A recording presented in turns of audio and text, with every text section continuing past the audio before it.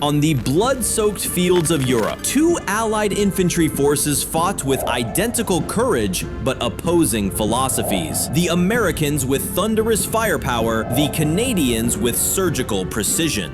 But who dealt death more efficiently? Today, we dissect declassified combat reports, training manuals, and soldier testimonies to find the answer.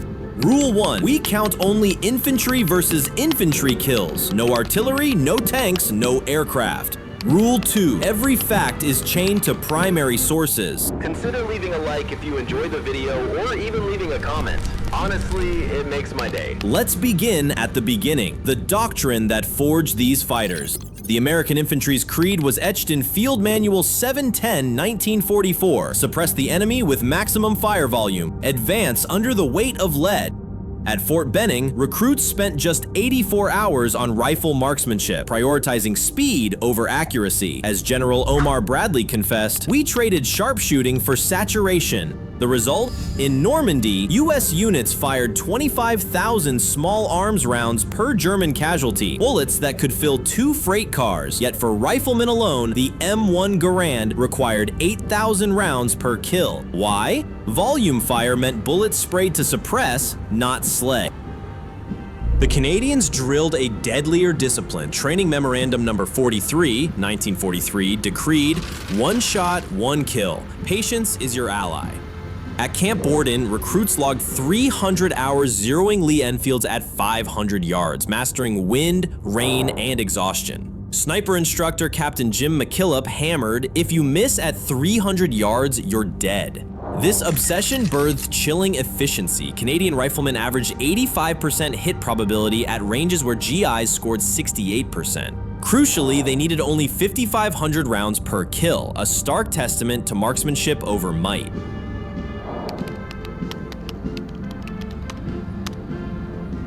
In June 1944, 2 divisions faced the SS Panzer Lehr Division, a laboratory for our comparison. At Carpiquet Airfield, Canada's Queen's Own rifles anchored their defense on aimed fire. War Diary, July 4. SS assault at 350 yards. Ordered, hold fire until 200. Volley felled 38 attackers. Our loss, 2.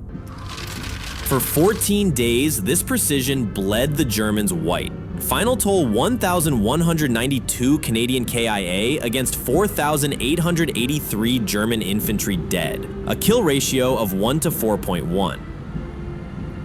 Now St. Lo, the U.S. 22nd Infantry Regiment assaulted Hill 192 on July 11th. After action report, laid suppressive fire with 14 BARs, advanced under cover, suffered 347 KIA for 1,100 German KIA, effective but costly. Division-wide, 1,653 U.S. infantry fell for 5,921 German kills, a ratio of 1 to 3.6. The disparity? American firepower pinned enemies but rarely killed at range. As Private Jack Callahan noted, we shot at bushes, Canadians shot at heads.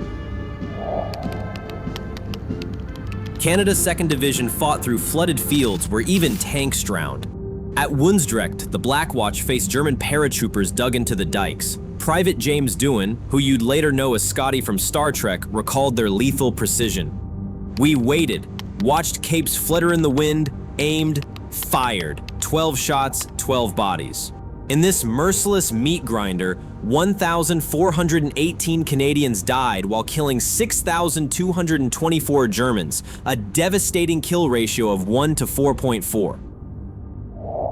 Now shift to Hurtgen Forest, November 1944. Here the US 28th Division entered a suffocating green hell of pillboxes and tripwires. Sergeant George Morgan of the 109th Regiment described the nightmare. Germans let us pass, then shot us in the back. We fired blind, thousands of rounds for nothing.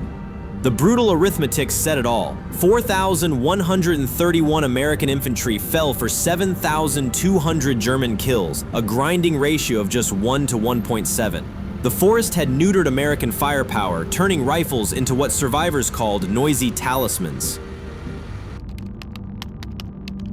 Weapons define this divide. The Canadian Lee-Enfield rifle demanded discipline, its bolt action forcing fighters to make every shot count.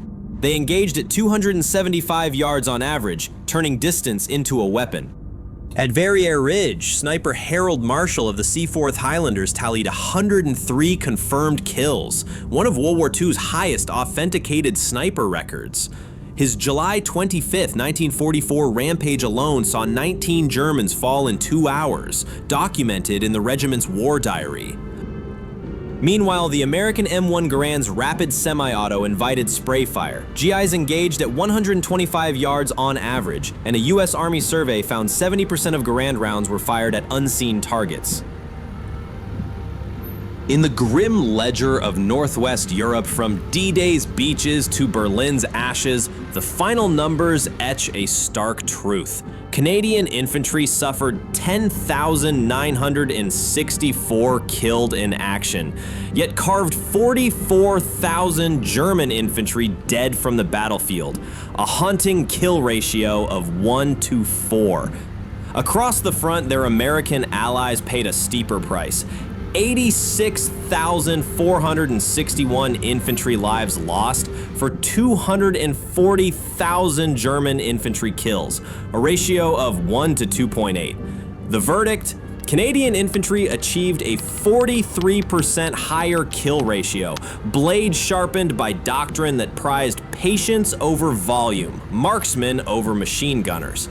Not because courage flowed deeper in Canadian veins, both armies held crumbling lines with equal valor, but where Americans drowned foes in brass, Canadians pierced hearts with ice-crafted precision. Yet never forget scale. For every Canadian rifleman, America fielded 12. More rifles, more chaos, more raw sacrifice to break the Reich. In the arithmetic of liberation, both forged victory. But in the science of slaughter, one truth echoes from the archives. In the hand of a soldier, a single aimed bullet weighs heavier than a storm of lead.